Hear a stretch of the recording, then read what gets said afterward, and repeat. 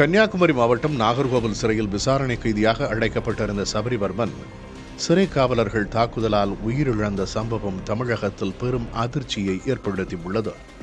கடந்த ஜூலை 9 அன்று காலை தடை செய்யப்பட்ட குட்கா விற்றதாக கூறி தென்தாமரைக்குளம் போலீசார் சபரிவர்மனை விசாரணைக்கு கூட்டிச் சென்றனர். அன்று இரவோடு இரவாக அவர் நீதிமன்ற காவலில் நாகர்கோவில் கிளை சிறையில் அடைக்கப்பட்டார். மறுநாள் காலை அவரது மனைவி மற்றும் சகோதரி சிறைக்கு சென்று அவரை நேரில் பார்த்துள்ளனர். இந்நிலையில் ஜூலை 13 அதிகாலை 2 மணி அளவில் சிறையில் போலீசாரால் சபரிவர்மன் கொடூரமாக தாக்கப்பட்டதால் காலை 5 மணி அளவில் சிறையிலேயே உயிரிழந்ததாக கூறப்படுகிறது.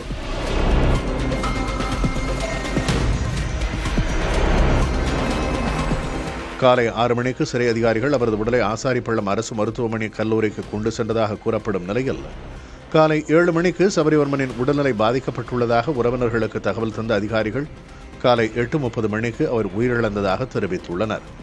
இதனால் அதிர்ச்சி அடைந்த உறவினர்கள் ஜூலை 13 காலை முதல் 14ஆம் தேதி மதியம் வரை தொடர் போராட்டத்தில் ஈடுபட்டனர்.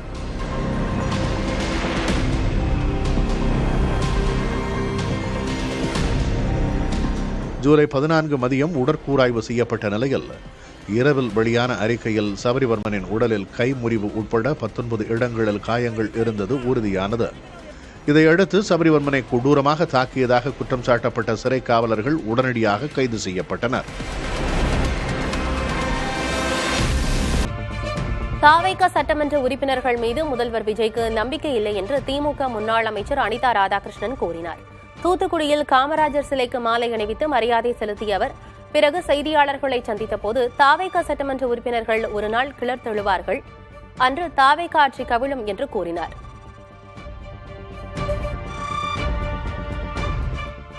அதாவது தாவேகாவில் இருக்கின்ற எம்எல்ஏக்கள் இன்றைக்கு இருக்கின்ற முதலமைச்சர் நம்பிக்கை இல்லை அந்த எம்எல்ஏக்கள் மேல. எம்எல்ஏக்கள் திடீரென்று எங்கேயாவது ஓடிவிடுவார்கள் என்ற பயம் அவர்களுக்கு இருக்கின்றது. அதனால் இது போன்ற மிரட்டல்களை ஏற்படுத்தினால் அவர்கள் போகாமல் பாதுகாக்கப்படுவார்கள் என்ற நிலையை இன்னைக்கு முதலமைச்சர் எடுத்திருக்கின்றார்கள். எந்த வகையாக இருந்தாலும் சரி, மொத்தமாக தாவேகாவுடைய எம்எல்ஏக்கள் ஒரு நாள் கிளர்ந்து எழுவார்கள், இந்த ஆட்சி கவிழும்.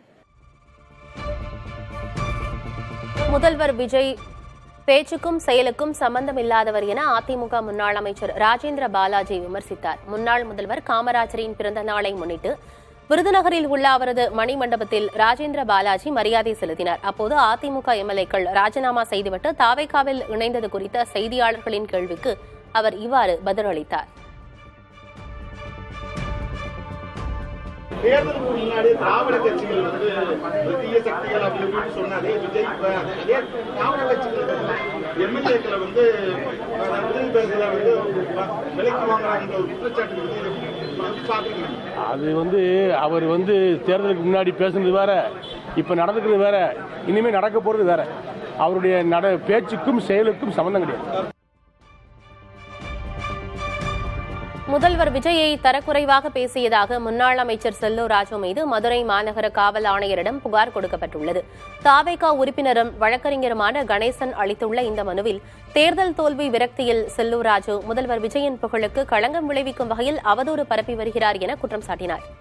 மேலும் இதற்கான வீடியோ ஆதாரங்களை பென்டிரைவில் இணைத்து வழங்கியுள்ள அவர் செல்லூர் ராஜு மீது நடவடிக்கை எடுக்க வேண்டும் எனவும் வலியுறுத்தியுள்ளார். அமைச்சரவையில் பங்கேற்க மாட்டோம் என்பது இரு கம்யூனிஸ்ட் கட்சிகளும் சேர்ந்து எடுத்த முடிவு என்று சிபிஎம் மாநில செயலர் பி. சண்முகம் கூறினார். சென்னை தலைமைச் செயலகத்தில் செய்தியாளர்களை சந்தித்த அவர் அமைச்சரவையில் இடம்பெறுவது குறித்து சிபிஐ மாநில செயலர் வீரபாண்டியன் தெரிவித்த கருத்து தொடர்பாக அவரிடம் விளக்கம் கேட்க உள்ளதாக கூறினார். அவர்கிட்ட தான் விளங்க கேட்கணும். ஏன்னு சொன்னா இல்ல ஒரு நிமிஷம், இடதுசாரி கட்சிகள் இரண்டுமே அமைச்சரவையில் பங்கேற்பதில்லை என்று 2 கட்சிகளின் சார்பில் நாங்களே நேரடியாக தான் அறிவிச்சோம். 2 மாநில செயலாளர்கள் அறிவிச்சதுதான். இப்ப இந்த மாதிரியான ஒரு செய்தி ஊடகங்கள் வந்து கொண்டிருக்கு. நான் அவர்கிட்ட கேட்போம். பட் சிபிஎம் நிலைப்பாட்டில் மாற்றம் இல்லை.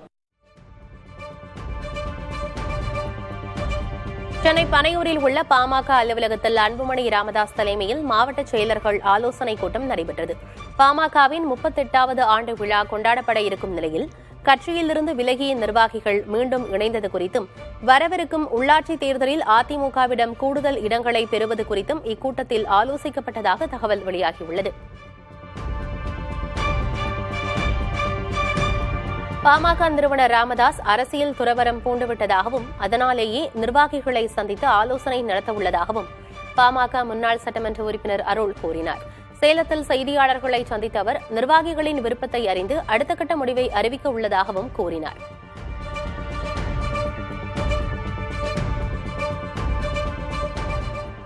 மருத்துவர் ஐயாவை பொறுத்த வரைக்கும் நேற்றும் கடவுள் தான், இன்றைக்கும் கடவுள் தான், நாளைக்கும் கடவுள் தான்.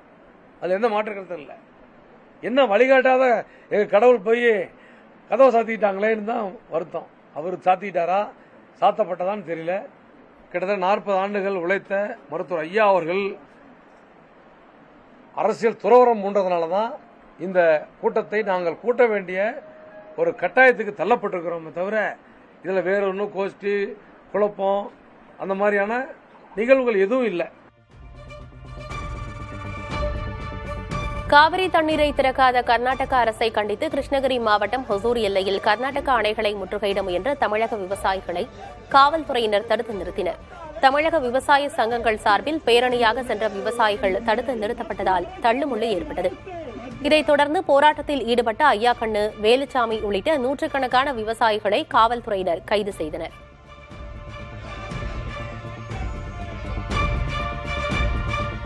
மேகதாது அணை திட்டத்திற்கு எதிர்ப்பு தெரிவிக்கும் தமிழக அரசை கண்டித்து கர்நாடகாவில் கன்னட அமைப்புகள் சார்பில் மாநில எல்லை அடைப்பு போராட்டம் நடைபெற்றது. வாட்டாள் நாகராஜ் தலைமையில் தமிழக கர்நாடக எல்லையை நோக்கி பேரணியாக சென்றவர்களை கர்நாடக போலீசார் தடுத்து நிறுத்தி கைது செய்தனர். இதனால் இரு மாநிலங்களுக்கு இடையிலான பேருந்து போக்குவரத்து அரை மணி நேரம் பாதிக்கப்பட்டது. மேகதாது அணை விவகாரத்தில் கர்நாடக முதல்வரும் DK சிவக்குமாரும் தமிழக முதல்வர் விஜயும் ஒரே நாணயத்தின் இரு பக்கங்கள் என வாட்டாள் நாகராஜ் குற்றம் சாட்டினார். நான் லஞ்சம் வாங்கியதாக சமூக வலைதளங்களில் பரவும் வீடியோ முற்றிலுமாக பொய்யானது என மாம்பாக்கம் தாவேக ஊராட்சி மன்ற தலைவர் வீரா தெரிவித்தார். இதுகுறித்து செய்தியாளர்களிடம் விளக்கம் அளித்த அவர், நான் கடனாக கொடுத்த தொகையையே திரும்ப வாங்கியதாகவும் இது திமுகவினரின் சதி எனவும் குற்றம் சாட்டினார்.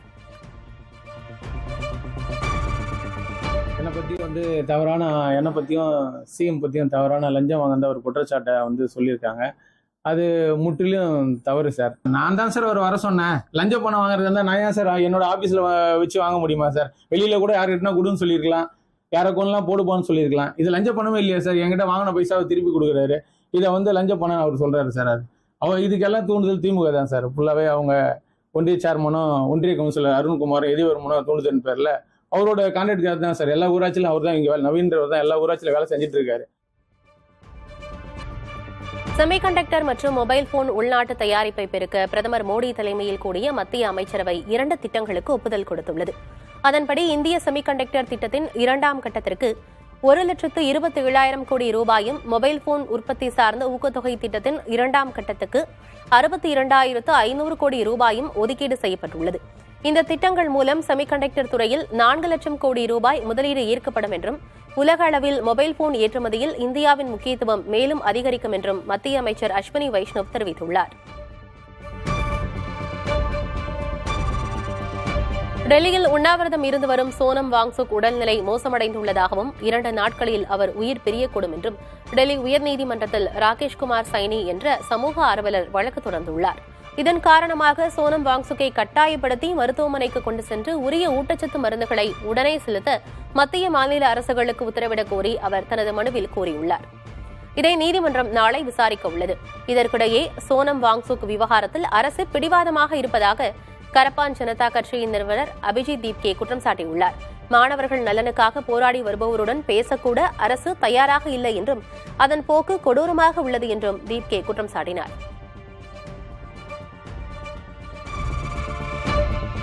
ஈரான் மீது அமெரிக்க ராணுவம் மீண்டும் கடற்படை முற்றுகையை அமல்படுத்தி தீவிர வான்வழி தாக்குதல்களை நடத்தியுள்ளது. இந்த தாக்குதலில் ஈரானிய ராணுவ முகாம் தகர்க்கப்பட்டு 7 வீரர்கள் உயிரிழந்துள்ளனர். 260க்கும் மேற்பட்டோர் காயமடைந்துள்ளனர். இதற்கு பதிலடியாக அண்டை நாடுகள் மீது ஈரான் ஏவுகணை தாக்குதல்களை நடத்தியதால் பதற்றம் அதிகரித்துள்ளது. ஹோர்முஸ் நீரிணையை தனது கட்டுப்பாட்டுக்குள் கொண்டுவர இரு நாடுகளும் முயல்வதால் மத்திய கிழக்கில் முழு அளவிலான போர் மூலம் அபாயம் ஏற்பட்டுள்ளது.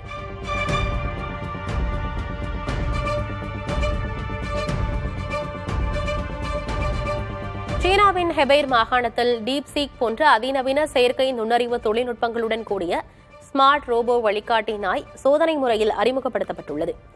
இந்த ரோபோ பாதையில் உள்ள தடைகளை கண்டறிந்து வழிகாட்டுவதோடு உடல்நல கண்காணிப்பு, விழவிடாமல் எச்சரிக்கை மற்றும் வீடியோ அழைப்பு போன்ற வசதிகளையும் கொண்டுள்ளது.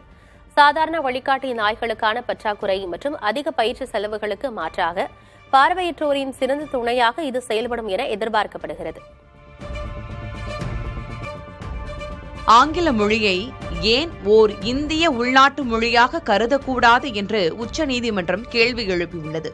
மும்பையில் உள்ள ஆங்கில வழி பள்ளிகளில் பயிலும் மாணவர்களுக்கு அரசு சில சலுகைகளை மறுத்ததை எதிர்த்து தொடரப்பட்ட வழக்கின் விசாரணையின் போது நீதிமன்றம் இந்த கருத்தை முன்வைத்துள்ளது. இந்தியாவில் பல நூற்றாண்டுகளாக ஆங்கிலம் பேசப்பட்டு வருவதாகவும் நாட்டின் பல பகுதிகளில் அது முதன்மை தொடர்பு மொழியாக விளங்குவதாகவும் நீதிபதிகள் சுட்டிக்காட்டினர். ஒரு மொழியின் தோற்றத்தை மட்டும் வைத்து பாகுபாடு காட்டக்கூடாது என்றும் இந்தியாவின் பன்முகத்தன்மையில் ஆங்கிலமும் ஒரு முக்கிய அங்கமாக மாறியுள்ளது என்று குறிப்பிட்ட நீதிபதிகள் விரிவான விசாரணைக்காக ஜூலை 22ஆம் தேதிக்கு வழக்கை ஒத்திவைத்து உத்தரவிட்டனர்.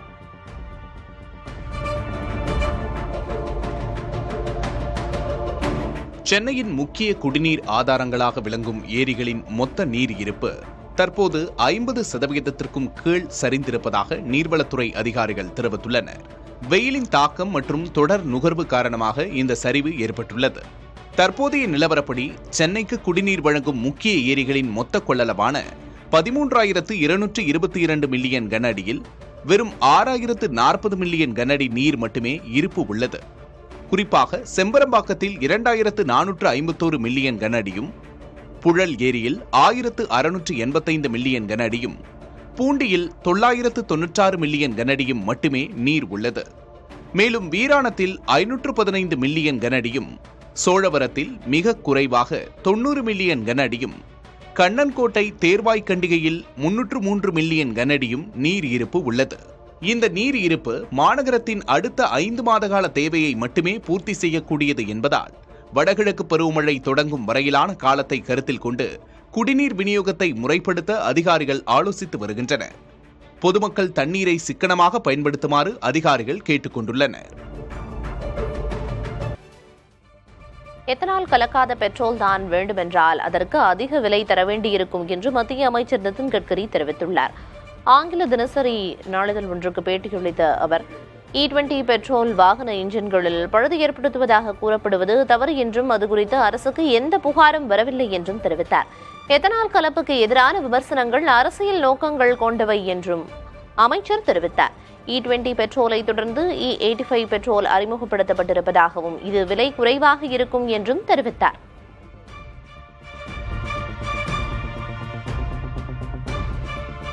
மத்திய அமைச்சர் நிதின் கட்கரி மீது சமூக ஊடகங்களில் அவதூறு பரப்புவதாக கூறி 4 யூடியூபர்கள் மீது மகாராஷ்டிர மாநிலம் நாக்பூர் காவல்துறை வழக்கு பதிவு செய்துள்ளது. நாக்பூர் பாஜக சமூக ஊடக பிரிவு தலைவர் அளித்த புகாரில் இந்த நடவடிக்கை எடுக்கப்பட்டுள்ளது. கட்கரி தனது குடும்ப நலனுக்காகவே எத்தனால் கலந்த பெட்ரோலை ஊக்குவிக்கிறார் என்றும் E20 பெட்ரோல் வாகனங்களில் பழுது ஏற்படுத்தும் என தொடர் பரப்புரைகள் மேற்கொண்டிருந்த நிலையில் இவ்வழக்கு பதிவு செய்யப்பட்டுள்ளது.